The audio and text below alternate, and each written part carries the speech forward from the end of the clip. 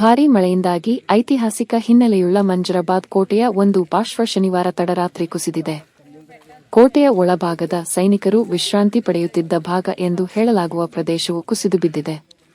ಕಾವಲುಗಾರ ಸಿಬ್ಬಂದಿ ಕರ್ತವ್ಯ ನಿರ್ವಹಿಸಲು ಬಂದಾಗ ಗೋಚರಿಸಿದೆ. ನಕ್ಷತ್ರ ಕಾಲದಲ್ಲಿರುವ ಮಂಜರಾಬಾದ್ ಕೋಟೆ ಪ್ರವಾಸಿಗರನ್ನು ಆಕರ್ಷಿಸುತ್ತದೆ.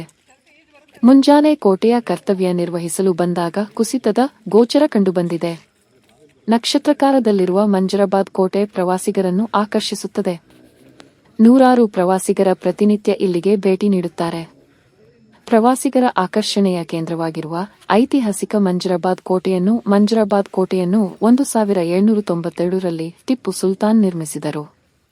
ಈ ಕೋಟೆ ನಕ್ಷತ್ರಾಕಾರದಲ್ಲಿದ್ದು, ಈ ಬೃಹತ್ ಕೋಟೆಯು ಸಮುದ್ರ ಮಟ್ಟದಿಂದ 988 ಮೀಟರ್ ಎತ್ತರದಲ್ಲಿದೆ. ಆಕಾಶವು ಮೋಡಗಳಿಲ್ಲದೆ ಶುಭ್ರವಾಗಿದ್ದಲ್ಲಿ ಈ ಕೋಟೆಯಿಂದ ಅರಬ್ಬಿ ಸಮುದ್ರವನ್ನು ಸಹ ನೋಡಬಹುದು ಎಂಬ ಪ್ರತೀತಿ ಇದೆ. ಹಾಸನ ಜಿಲ್ಲೆಯ ಸಕಲೇಶಪುರ ತಾಲೂಕು ಕೇಂದ್ರದಿಂದ 5 ಕಿಮೀ ಅಂತರದಲ್ಲಿ ಬೆಂಗಳೂರು-ಮಂಗಳೂರು ರಾಷ್ಟ್ರೀಯ ಹೆದ್ದಾರಿಯಲ್ಲಿ ಬರುವ ಅಡಾಣಿ ಗುಡ್ಡದ ಮೇಲೆ ಈ ಕೋಟೆ ನಿರ್ಮಾಣವಾಗಿದೆ. ಸಮುದ್ರ ಮಟ್ಟದಿಂದ ಈ ಕೋಟೆಯು 988 ಮೀಟರ್ ಎತ್ತರದಲ್ಲಿದೆ. ಅಂದರೆ 3393 ಅಡಿಗಳು 252 ಮೆಟ್ಟಿಲುಗಳನ್ನು ಹತ್ತಿದರೆ ಸಿಗುವ ಈ ಕೋಟೆಯ ನಕ್ಷೆ ವಿಶಿಷ್ಟ ತಂತ್ರವನ್ನು ಒಳಗೊಂಡಿದೆ. ಈ ಕೋಟೆಯ ಸಂರಕ್ಷಣಾ ಜವಾಬ್ದಾರಿಯನ್ನು 1956ರಿಂದ ಪುರಾತತ್ವ ಇಲಾಖೆಯು ವಹಿಸಿಕೊಂಡಿದೆ.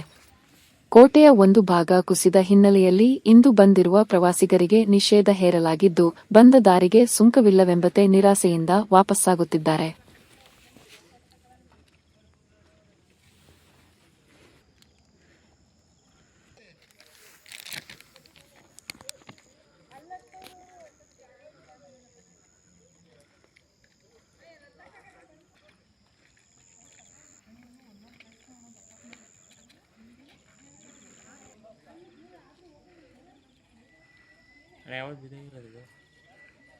ನೈಟ್ ಬಿದ್ದಿರೋದು.